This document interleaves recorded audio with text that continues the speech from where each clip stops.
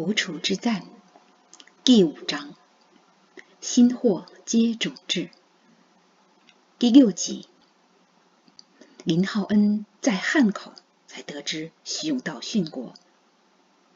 蒋夫人演讲，武汉会战开始，日机轰炸汉口，灯火管制，夜里不能开灯。好闻月光中重读托孤信。逃难使贫富贵贱各阶层人瞬间变成同一族群，难民。杭州城刚沦陷时，林浩恩随中央杭州飞机制造厂从笕桥撤到武昌，不久又移至汉口。他托从武汉去杭州的美国宣教士马可·泰勒牧师给研保会带过一封信。当时还在杭州广爱医院的保会收到信，但却没有办法回信，因为公共邮路已经断了。那时林浩恩并不知徐永道已殉国，他没等着保会回音，以为他不愿和他联系。后来他托妹妹穆恩打听保会的情况，穆恩也没有保会的音讯。保会从前的通信地址是他哥哥严宝光在上海的家，但宝光一家早已离开上海去南京，南京沦陷前去重庆。从此林浩恩和严保会失去了联络，但他心里总觉得还能见到他。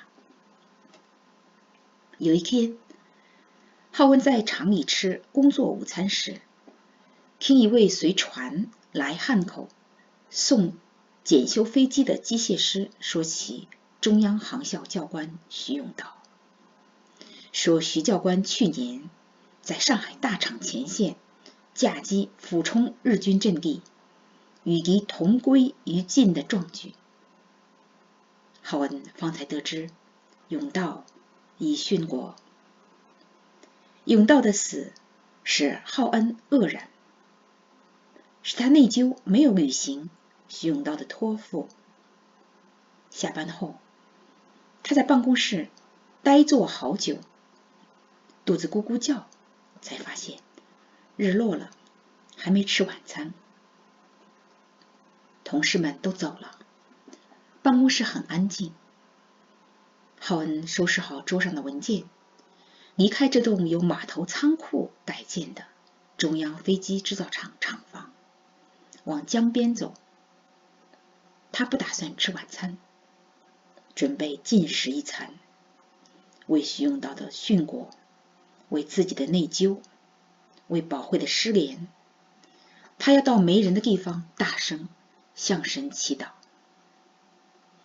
汉口，这个中国湖北的城市，沿长江西岸，从东北到西南，依次被日本、德国、法国、俄国和英国划为租界。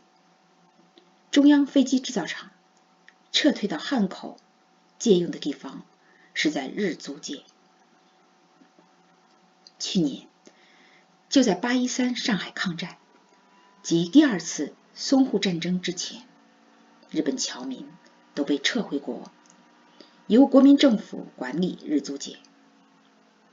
浩恩走在租界区欧式建筑点缀的江畔，感觉像是回到2年前黄浦江边。上海外滩那个他离开研保会和徐永道订婚宴后独自徘徊江岸的圣诞节傍晚，那天他像今天这样独自一人，失魂落魄，纠结愁烦，在江边游荡，内心充满冰凉沮丧。浩恩沿江边往南，漫无目的迷茫走着，面对长江一艘艘难民船匆忙迁往大后方，眼见不断从长江沿线战区挤入汉口、法租界的新难民，他意识到，逃难使原本有贫富贵贱之差的各阶层人士瞬间变成同一族群。难民，众人都没了家园，都流离失所，都命悬一线，都惊恐不堪，都没有平安。他想到随风而去的甬道，下落不明的保会，想起宋代杨时的诗：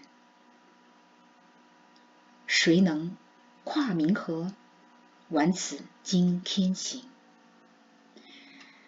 甬道与保会订婚不到1年，二人就天地两世间。他想起他们订婚那天晚上，自己因失落而失眠。如今昔人已去，姻缘成空，难道这就是不如意事常10之8九的人生吗？他心里堵得很，开口大声问道：神啊，你不是满有慈悲和慈爱吗？你岂容许处处有不平？你已看到日军在中国的暴行，你已看到妻离子散的战争，你为什么不阻止这些罪恶发生？当晚，浩恩难眠，只好起身，站在窗前仰天祈祷。武汉会战开始后，日机轰炸频繁，全城防空灯火管制，夜里不能开灯。浩恩在惨白月光中重读徐永道出征前寄给他的那封托孤信，他瞥见日期，恰是去年今日，更是思绪澎湃，感慨万千。整1年了，信还在，人已去，永道已辞别人间。他的未婚妻严保慧今在何方？是否平安？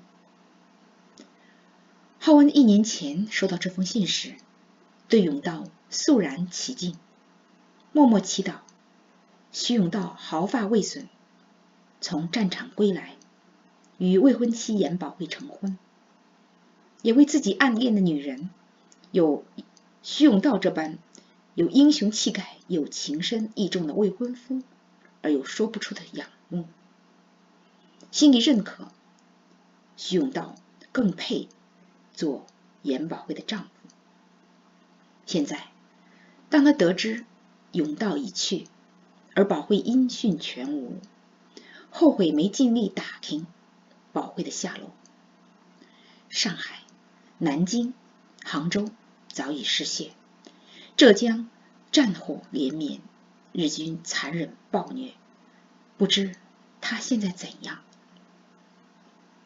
南京沦陷前3周，国民政府宣布迁都重庆，但只让国民政府主席林森等少数官员迁到重庆，主要军政机构要员都先撤到武汉。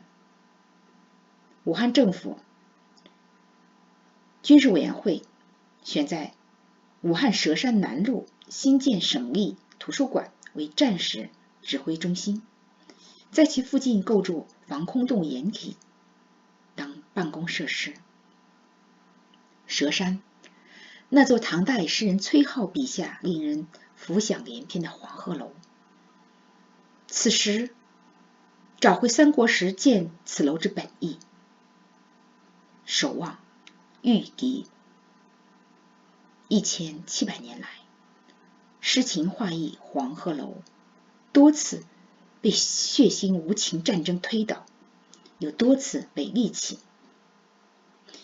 黄鹤楼激发历代诗人创作欲望的，并非其诗意虚名，而是史实机运。黄鹤楼本身就是史诗。1100年前，崔颢留在黄鹤楼最后一句诗：日暮乡关何处是，烟波江上使人愁。预言般说中眼下的情形。此时愁云正笼罩武汉上空，日军被攻陷中国首都南京大捷，刺激到狂喜不已，士气冲天，磨刀霍霍，意欲拿下全中国。日军大本营指令华中派遣军、日本海军、航空队协同作战，图谋迅速占领武汉，胁迫国民政府屈服，促使中国军队停止抵抗。日军航空队在淞沪战争开始第2个月就开始轰炸武汉。中国空军飞行员中，很多像徐永道一样的空中勇士，殉国在武汉对日空战。许多武汉市民惨死在日军轰炸中。武汉3镇空气里飘着腐烂尸体发出的臭味，并残破房屋物件的霉味。军事委员会委员长蒋中正、凯夫人宋美龄坐镇武汉，指挥抗战。蒋夫人带领各界妇女成立为抗战募捐、救护慰问宣传的妇女工作指导委员会，在武汉和许多地方创办战时儿童保育院，收容从各战区运到武汉的数千战争孤儿，创建伤兵中转站。蒋夫人还亲自为伤兵清洗伤口、换洗衣服、煮饭喂饭。武昌、汉口、汉阳10几家教会医院派医护人员到前线救护伤兵。然而，在武汉街头，还是有从上海、南京沿线淞沪战场运来的国军伤兵露宿路旁，医院没有空地方。即便伤兵有幸住进医院，因止疼药、止血药有限，纱布、绷带不够满足伤兵需求，仍有不少伤兵躺在冰冷的地上，在无医疗、无医护中死去。因伤而死的士兵比战死沙场的更多。